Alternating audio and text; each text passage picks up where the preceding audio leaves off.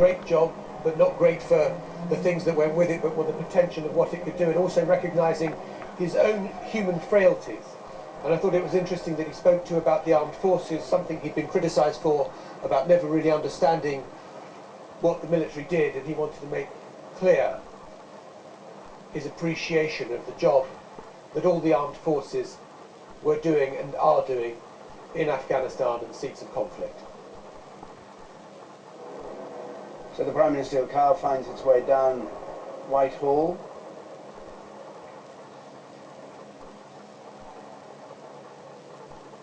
And the ceremony at Buckingham Palace, if precedent is anything to go by, will be quite brief. And then David Cameron and his wife Sam is waiting at Portcullis House near the Palace of Westminster.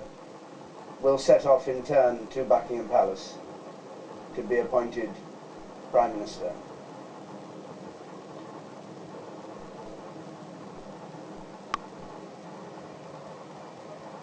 So Nick Robinson, what did you make of the tone of what the Prime Minister said outside No. 10? Well, I was struck, like John Sopel, how difficult he clearly felt it, and also how difficult Sarah, his wife, found it. You could see her eyes looking from one side to the other. An enormous number of flashbulbs went off from the waiting press. She held her hands tightly together throughout it. His voice really only broke, though, David, at the time that he referred to her, when he thanked her, said he loved her, and then went on to talk about what he said was the first most important job in his life, not Prime Minister, but being a husband and a father. And I've been struck by how, through the difficult times he's been through in recent weeks and months, the political crisis he's been through, how strengthened he's been, how much more relaxed, frankly, he's been when she is at his side. He is quite a different man when she is there in public, as though she reassures him, she removes the awkwardness, the stiffness that you sometimes feel. He was keen to stress, wasn't he, that he loved the job, but not, he said, for the ceremony, not for the pomp, but for the potential, he said. The car for has what he just come thought he up, could achieve. The car's just come up Birdcage Walk, past the barracks, and is turning to the right, ready to go into Buckingham Palace. And it's interesting, Nick, that he clearly didn't wait to be told, as has been reported all day, that the Liberal Democrats had done a deal to support the Tories.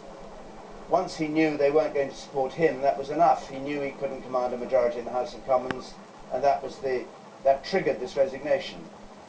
That's absolutely right, although I have a feeling, David, that there's been an awful lot of choreography going on behind the scenes, a lot of choreography going on as people coordinate.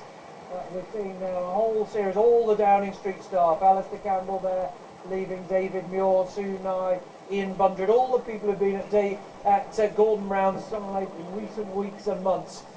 And that is the poignancy of this scene. They will never return there, perhaps as a guest to a party or a reception, but they leave for the last time, leaving behind their jobs, leaving behind their pay, most of them, leaving behind hopes and dreams for not just over 3 years of Gordon Brown as Prime Minister, a little less than 3 years, but also 13 years of being on this street for many of them, working for Gordon Brown, first as Chancellor and then as Prime Minister, and that's it. They're gone. Nick Witchell is down at Buckingham Palace. Nick, let's just go over to Nick Witchell.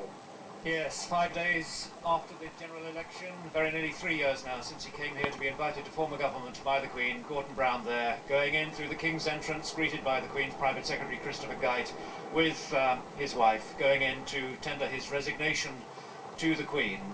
We don't know how long that audience will last. As you were saying, David, the business of the resignation of a Prime Minister is very brief, but I'm quite sure that there will be a conversation with the Queen about these last 5 days and about what lies ahead now for Gordon Brown. Gordon Brown, the 11th Prime Minister of the Queen's reign.